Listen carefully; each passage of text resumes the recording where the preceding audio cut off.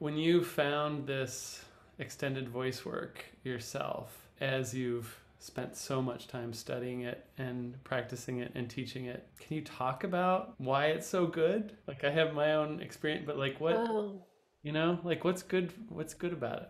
I think the thing that pulled me in that way was the aliveness, the quality of like full on risking, expressiveness, just the total wildness. It was like my punk rock self was like listening up, this permission to just break barriers with sound and to not even have to use words because a lot of the first training or the first impact I had was just the pure sound of the voice.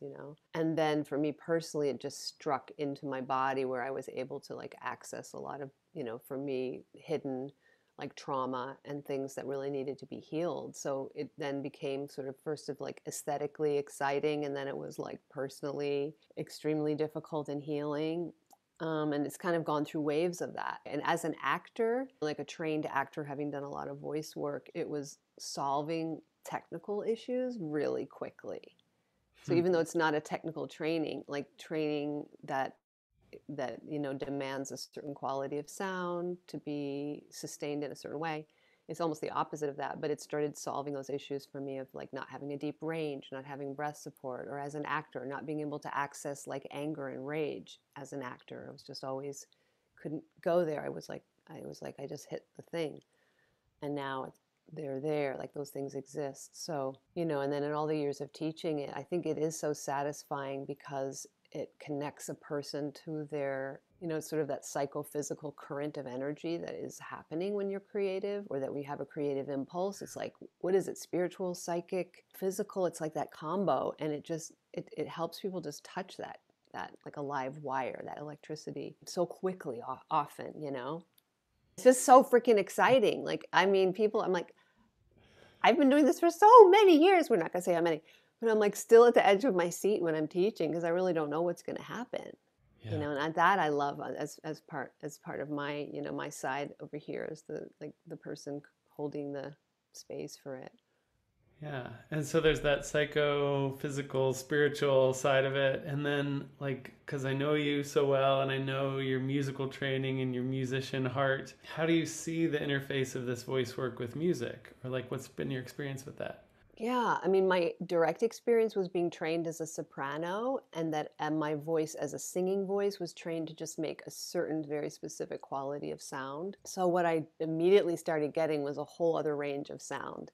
So in terms of singing, I could sing many different styles, or I could sing jazz, I could sing lower things, I could belt and find different like energies in the singing voice. So, and Meredith Monk, who we've both worked with, is such an example of someone who just had the vision of the voice as an instrument that could encompass all sorts of sounds, human, non-human, nature sounds. And so working with Meredith and being able to sing her music with my eight-octave voice and music like that just has been satisfying, as well as the work we did making the opera, which I wrote the libretto for, and the music was all improvised. And so just that was such an exciting fruition of what would this extended voice look like in musical performance. And Oh, the thing you've taught me too is that like mistakes don't exist in improvisation, and that's in line with this point of view about there are no wrong sounds, like all sounds are good and valuable. So I mean, for people who've heard of the Roy Hart work or not, extended voice work includes sounds that would be considered wrong in other traditions, like cracked sounds and broken sounds, and sounds that are squeaky, and sounds that are like too breathy.